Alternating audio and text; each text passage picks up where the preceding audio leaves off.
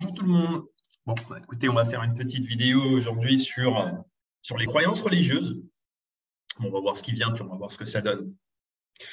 Donc, déjà, je trouve que c'est un sujet qui est hyper important parce qu'on ne s'en rend pas compte, mais il y a quand même aujourd'hui encore plus de la moitié de la population mondiale qui est croyante et qui est croyante donc en différents types de religions.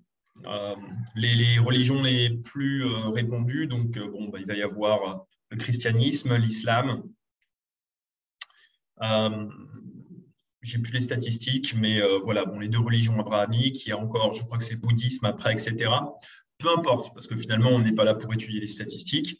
On va plutôt parler de ce qu'est une religion, de ce qu'est un système de croyance, d'où est-ce que ça vient et comment est-ce que ça impacte la façon de penser et la façon de se comporter au monde. Et, par exemple, on pourra prendre aussi l'exemple de ce qui se passe en ce moment dans une région du monde que tout le monde connaît.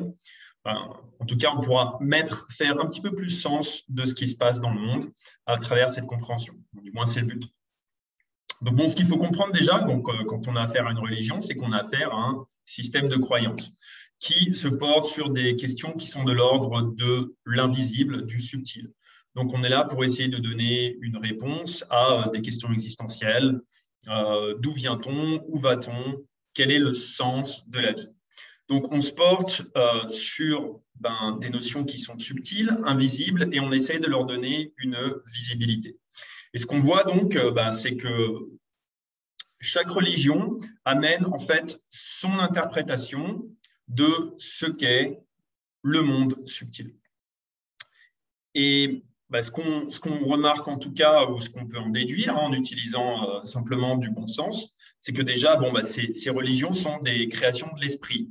Et en fait, le but de ces créations de l'esprit, c'est d'interpréter des phénomènes qu'on ne peut pas voir, qui ne sont pas de l'ordre de ce que l'on peut toucher, de ce que l'on peut percevoir de manière tangible.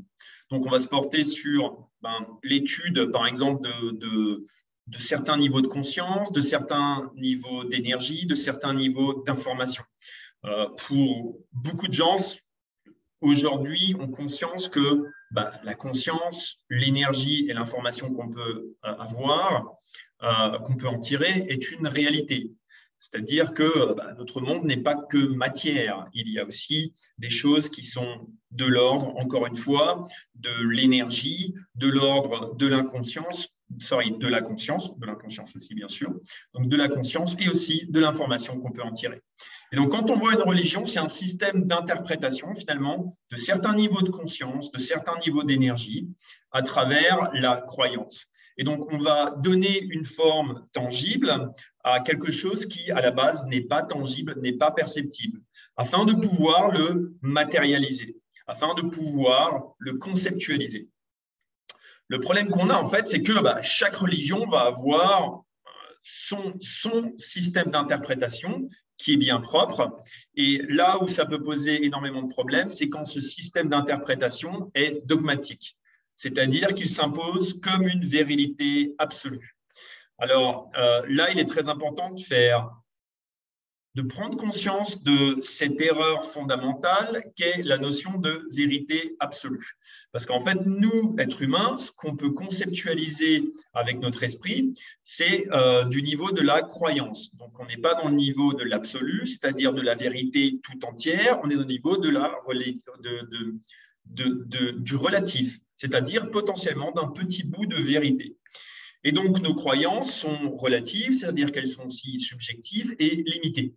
Si on se porte sur la notion de vérité, c'est une notion qui est mal comprise aujourd'hui, on est de l'ordre de l'absolu, on est de l'ordre de l'infini, on est de l'ordre de l'objectif. Donc, une croyance et une vérité sont fondamentalement différents. Donc ça pose énormément de problèmes au niveau de la structuration du mental et donc on se penchera aussi plus tard après au niveau des perceptions du monde, puisqu'en fait, on va avoir une mauvaise interprétation où on va confondre en tout cas ce qui est de l'ordre de l'absolu et ce qui est de l'ordre du relatif. Et donc, ça peut créer tout un tas de conflits, en fait. Parce que ce qui va se passer quand on prend une croyance pour une vérité, c'est qu'on va avoir tendance à s'y identifier. C'est-à-dire qu'on va s'identifier à cette croyance et on va voir le monde à travers le prisme de cette croyance sans pouvoir le remettre en question. Ça, c'est d'autant plus prononcé quand, par exemple, la croyance vous dit que si vous ne la suivez pas, vous allez être puni par l'enfer ou des choses comme ça. Donc ça, c'est vraiment des choses qui peuvent être très dangereuses pour l'esprit parce que ça va l'enfermer. Et en fait, quand on s'enferme l'esprit avec des croyances comme ça, en fait, ça va agir à tous les niveaux. Ça va aussi limiter notre perception du monde et ça va aussi définir notre rapport au monde et parfois de manière très toxique. C'est-à-dire que, par exemple, quand notre croyance va être remise en question, on va le vivre comme quelque chose, un danger existentiel. Faut savoir que, par exemple, pour les gens qui sont dans la croyance que s'ils ne croient plus en leur religion, ils vont en enfer, remettre en question la croyance, qui devrait être en fait quelque chose de très humain, de très logique, ça devient une menace existentielle, ça devient quelque chose de démoniaque. Et donc, du coup, ça crée énormément de tensions.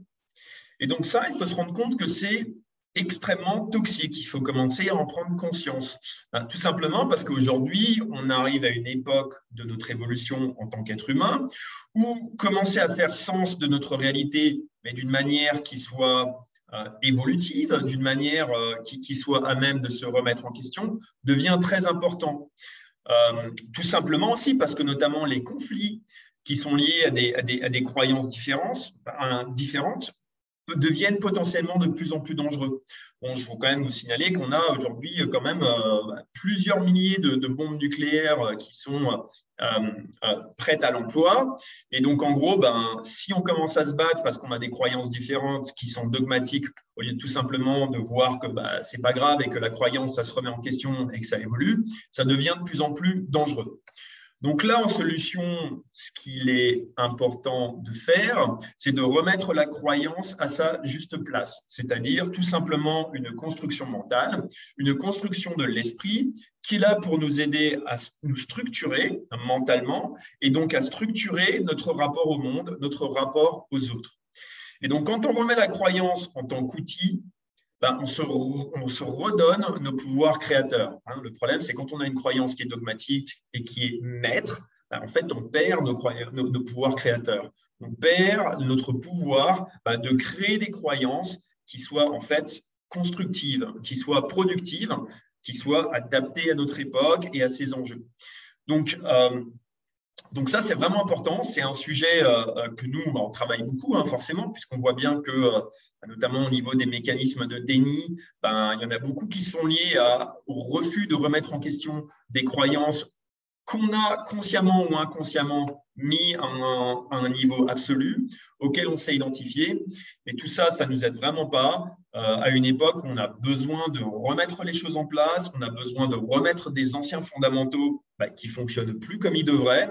Et donc, voilà, il est important de sortir du dogme, de la croyance, de remettre la croyance à son niveau relatif, subjectif et limité, donc un niveau où elle peut évoluer pour pouvoir la remettre en mouvement, parce que on est dans un univers, on est dans une réalité qui est impermanente. Et donc la vérité d'hier n'est pas la vérité d'aujourd'hui. Et si on est dans le dogme, la vérité, elle évolue plus et elle se sépare en fait du réel. Et ça devient un petit peu, pour utiliser un mot qui est un peu fort, ça devient un peu psychotique, parce que ça nous coupe du réel. Il est aussi très important de comprendre que nos croyances structurent nos perceptions, je le rappelle, mais c'est super important. C'est-à-dire que on va voir le monde à travers le prisme de nos croyances. Si on n'est pas conscient de ça, en fait, on ne se rend pas compte des lunettes qu'on porte, des filtres qu'on a et de la manière dont ils peuvent jouer sur notre perception du monde. Il faut savoir qu'on réagit, notre rapport au monde, il n'est pas défini par ce que le monde nous envoie, mais comment on perçoit ce que le monde nous envoie. Donc, c'est hyper fondamental, en fait. Donc voilà, c'est une petite vidéo comme ça. J'espère que ça aide à mettre des points sur les i pour ceux qui la verront. Et puis de toute façon, bah, on verra, hein. Moi, je vais peut-être en faire, ça c'est ma chaîne privée. Bon, je vais voir un peu quand je me sens inspiré, je ferai une vidéo. Et puis avec un peu de chance, ça permettra à certains de mettre en lumière certains éléments importants qui vont nous aider à mieux faire sens de la réalité. Ce qui est très bien, parce que le mieux on fait sens de la réalité, bah, le mieux on peut faire des choix qui sont conscients, qui sont intéressants. Voilà, voilà. Allez, bonne journée à tous ou bonne soirée, peu importe. Ciao!